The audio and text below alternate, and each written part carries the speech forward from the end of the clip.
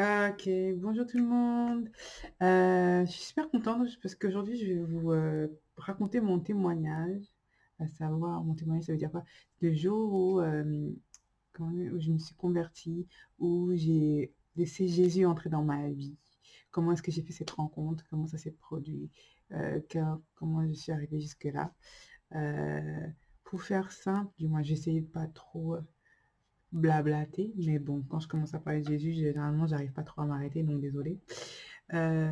Pour vous faire simple, je suis, comme on dit, un enfant qui est né à l'église, c'est-à-dire que j'ai grandi à l'église, même si à la base, on va dire que je suis un enfant du péché, c'est-à-dire que j'ai été conçue, hors mariage. D'ailleurs, mes parents ne se sont jamais mariés. J'ai été plus un projet, j'étais désirée plus dans un côté que de l'autre, on va dire. J'ai été, conçue comme très égoïstement, comme le sont, la grande majorité des enfants, on va pas se mentir. Mais c'était vraiment un désir plus, maternel que paternel. J'ai pas été conçue dans le fait de fonder une famille, de souder une histoire d'amour qui n'a, à ma connaissance, pas vraiment, existé, malheureusement. Mais, du coup, c'était vraiment un désir, d'enfant, que ma mère a souhaité. Et elle a rencontré mon père, et ils se sont fréquentés, et de là, je suis arrivée. Mais malheureusement, comme je disais, il n'y a jamais eu de comment dire? D'histoire d'amour ou d'histoire de famille. Si bien que du coup, je n'ai pas eu cette présence, paternelle. Je veux dire que j'ai un géniteur que je connais, mais je n'ai pas de père, et ça, c'est très important dans le cheminement de ma rencontre avec Dieu. Et donc du coup, malgré cela, même si mes parents ont grandi, dans la foi chrétienne, sont toutes ma mère a quand même eu le désir de que ce soit la même chose pour ses enfants. Et donc, elle, très tôt, elle nous a amenés à l'église. Et d'ailleurs, j'ai été, baptisée bébé, oui, j'ai été baptisée bébé, chez les protestants, le temple protestant. Donc j'ai même des parrains, un parrain et une marraine que je ne vois pas d'ailleurs. Mais bref, c'est pas tant le sujet. Mais, mmh, mmh, mais donc du coup, j'ai vraiment eu cette éducation chrétienne, heu heu, avec le cheminement. C'est-à-dire que une fois qu'on a été établi, lors qu'on a eu notre premier appartement, donc on vivait à 3, donc avec, maman, ma sœur et moi. Hem, Là, j'ai eu cette grâce, je peux dire que c'est une grâce quand je prends le recul aujourd'hui. C'est que, j'ai vraiment eu une église locale, dans le sens, vraiment terre à terre, dans le sens où on pouvait aller à l'église tous les dimanches, et l'église, elle se trouvait dans ma ville, et quasiment à quoi, 20 minutes de la maison. Parce qu'aujourd'hui, quand, vous avez un chrétien protestant qui vous dit qu'il va dans son église locale, généralement l'église locale, elle est à 15-50 kilomètres de chez lui, quoi. Mais là, vraiment, elle était à, comme je vous dis, à 15-20 minutes de la maison. Et du coup, si bien que pour moi, enfant, c'était, même pour moi et ma sœur, c'était un plaisir d'aller à l'église tous les dimanches. On allait à l'école du dimanche. Chez les catholiques, ils disent le catéchisme, mais chez les protestants, on dit l'école du dimanche. Donc on allait tous les dimanches matin à 10 heures, on allait, à l'église, et on avait l'école du dimanche, et c'était vraiment une joie parce qu'on se retrouvait tous les enfants, et c'était une toute petite église, hein, très mixée, et tous les enfants du quartier généralement, hein.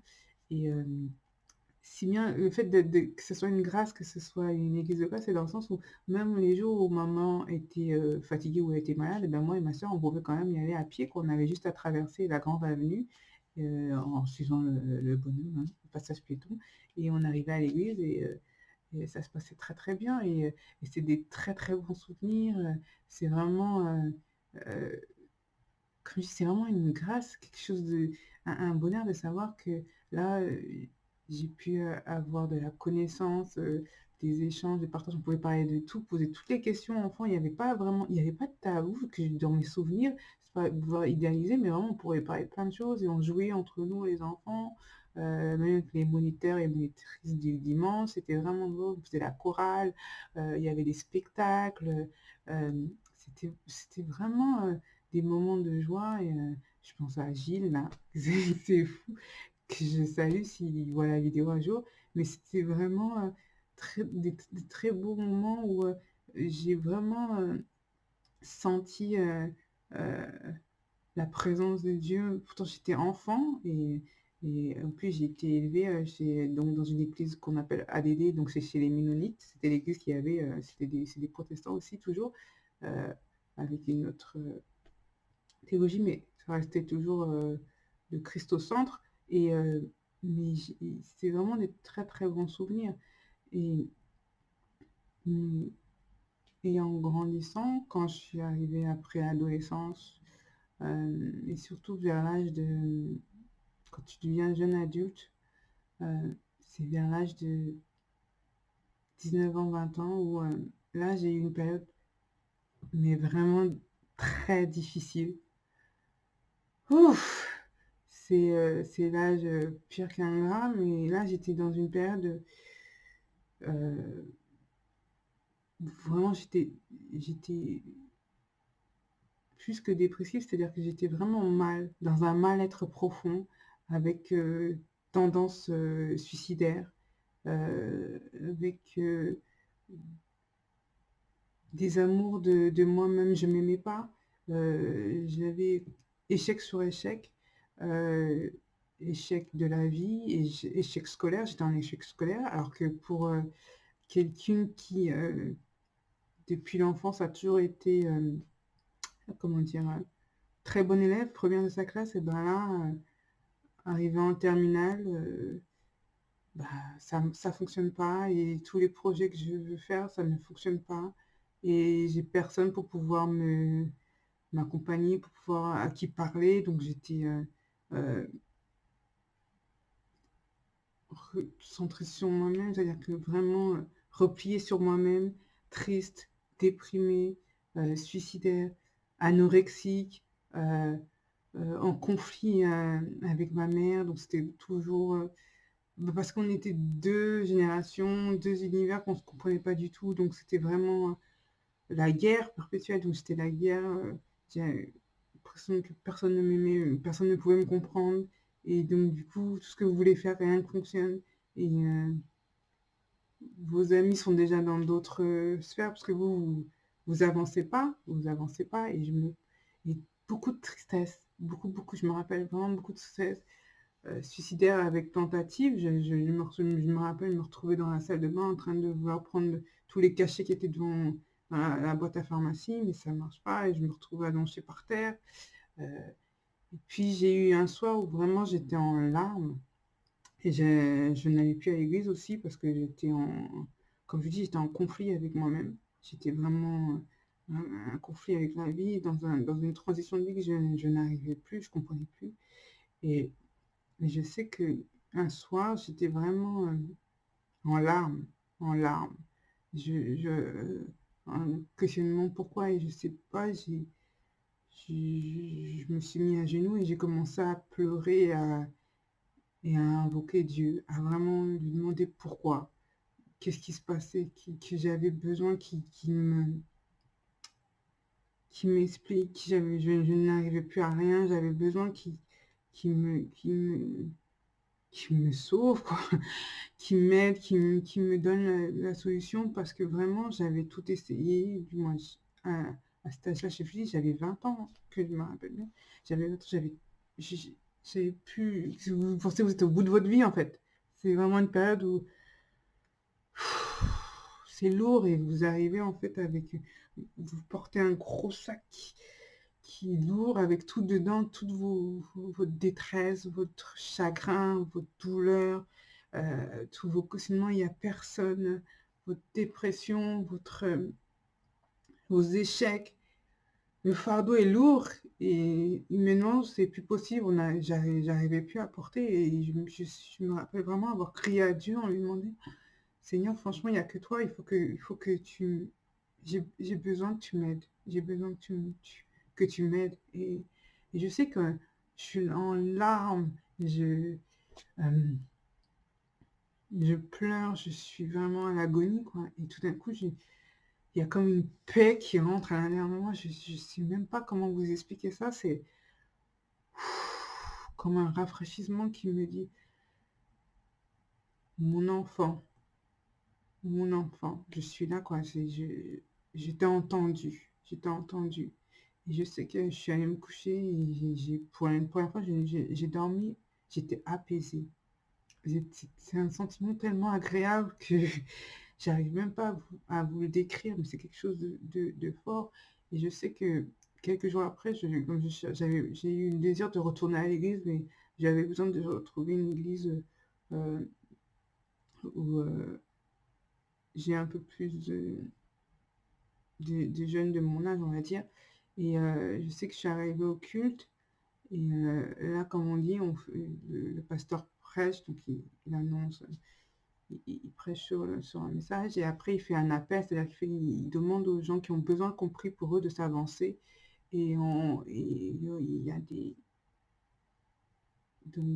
personnes, des anciens, ou des personnes, des leaders qui sont là pour pouvoir prier pour nous. Et je sais que je me suis levée d'un seul coup pour qu'on prie pour moi et ça m'a fait énormément de bien. Et c'était vraiment la confirmation comme quoi vraiment Dieu avait entendu ma prière et que maintenant c'était à moi de faire un pas encore plus vers lui. Et c'est pour ça que genre, quelques jours après, je me suis inscrite pour prendre les cours du baptême. Euh, Parce que là, c'est là où j'ai vraiment compris que c'est là où j'ai pris la décision vraiment de suivre Dieu. Prendre son baptême, qu'est-ce que ça veut dire? Contrairement aux autres religions, c'est-à-dire où généralement vous êtes bien musulman ou juif ou qu'est-ce, ça vient de vos parents ou bien vous êtes né, vous êtes dans cette confession. Or là, dans le christianisme, et surtout dans le protestantisme, c'est une décision propre en fait. Et ça permet, et c'est un acte qui est très important et symbolique qui vous permet de- quand je prends le baptême, ça veut dire que c'est là que je prends conscience de mon état, c'est-à-dire d'état que je suis pécheur en fait, et que je choisis de me repentir. Repentir, ça veut dire confesser, donc dire, euh, reconnaître que reconnaître et demander pardon pour mes péchés.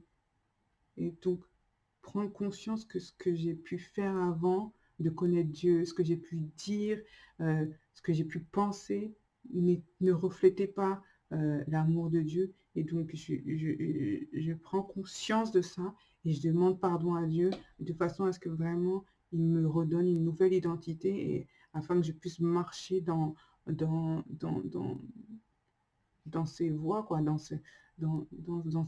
comme il l'enseigne dans sa parole, quoi. Donc c'est vraiment un acte que, très fort, c'est vraiment, comme on dit, une nouvelle naissance. C'est pour ça qu'on dit qu'on est enfant de Dieu, né de nouveau, parce que c'est vraiment une nouvelle naissance. C'est là où maintenant on prend acte de vivre avec Jésus, quoi. Et je me rappelle, donc j'ai pris mon baptême à l'âge de 20 ans, et je me rappelle particulièrement parce que c'était un week-end footballistique, et c'est très important pour moi, ça. Moi qui suis une grande amatrice de football, j'ai pris mon baptême le samedi 29 juin 2002. On était en pleine Coupe du Monde au Corée. Et le lendemain, donc le 30, c'était la finale de la Coupe du Monde que je n'ai pas regardée. Non, parce que j'étais à l'église. Ah oui, oui, ça c'est quelque chose. J'étais à l'église. Mais mon petit pasteur, les bien, nous a donné les résultats de la finale. À savoir, c'était mes chouchous, les Brésiliens, qui ont gagné, qui ont remporté cette Coupe du Monde. Et l'image qui est très forte, c'est que euh, euh, au moment où j'ai le premier jour, donc après baptême, où je prenais la Sainte Seine, ben ces footballeurs qui ont remporté la Coupe du Monde se sont mis en cercle, vraiment dans le stade, et se sont mis à genoux et ils ont loué Dieu, quoi. Et ça, c'est quelque chose C'était fort et j'étais heureuse de voir l'image en rentrant. Je me suis dit: «Ah, voilà, ça c'était un week-end béni». Parce que moi-même, quand je suis rentrée dans l'eau du baptême, vous savez, vous êtes habillés en blanc.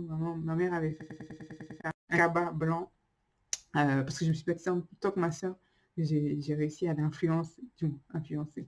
Elle aussi a pris le choix de se baptiser. Et du coup, on était toutes les deux, on s'est baptisés le même jour. Et donc, maman nous avait fait des beaux cabas blancs. Et quand tu rentres dans l'eau et que le pasteur, je m'appelle le pasteur Alépian, c'est mon pasteur, qui m'a dit, est-ce que tu renonces à ta vie passée et tu veux rentrer dans ta nouvelle vie avec Christ? J'ai dit, oui, et tu es baptisé au nom du Père et du Saint-Esprit, tu ressors de là. C'est tellement beau les baptêmes, il faut vivre ça, écouter les témoignages. Que quand je témoignais, je pleurais déjà, donc moi qui une vraie pleureuse aussi. Mais c'est tellement fort que j'ai pris, j'ai senti que maintenant j'avais un père qui avait toujours été présent. Euh, Certes, j'ai pas eu un père physique, mais j'ai toujours eu. Pour moi, Jésus, c'est mon père en fait. C'est c'est lui qui me protège, qui me guide. Et il a toujours été présent dès ma naissance en fait. Il a toujours été, j'ai toujours senti sa présence qui n'a fait que grandir au fur et à mesure jusqu'à m'accompagner jusqu'à ce jour, comme je vous dis, ce 29 juin 2002, où j'ai confessé devant tout le monde que je voulais le suivre, que c'était lui maintenant mon maître, et j'étais heureuse de ça. Maintenant, je ne vais pas vous mentir, la vie chrétienne, c'est pas facile tous les jours parce que tout bonnement, la vie est pas facile. On va pas se mentir. La vie est difficile. Mais comme je dis, la vie avec Christ, c'est déjà plus allégé. Parce que je sais, comment on dit, vivre avec Jésus dans ma vie, c'est un long voyage dont je connais la destinée. Donc, je connais la destinée. Il m'a déjà dit où j'allais aller après. Donc, c'est déjà plus apaisé. J'ai moins de stress, moins d'angoisse que ceux qui ne connaissent pas Dieu, ceux qui vivent sans avoir Dieu dans leur vie. Moi, c'est pas parce que j'ai choisi d'avoir Dieu dans ma vie que c'est happy, happy tous les jours et que c'est beaucoup plus facile. Non, non, non, non. Non, non, non, non, non, non, non. Mais j'ai l'assurance euh, et je sais que je ne suis pas seule.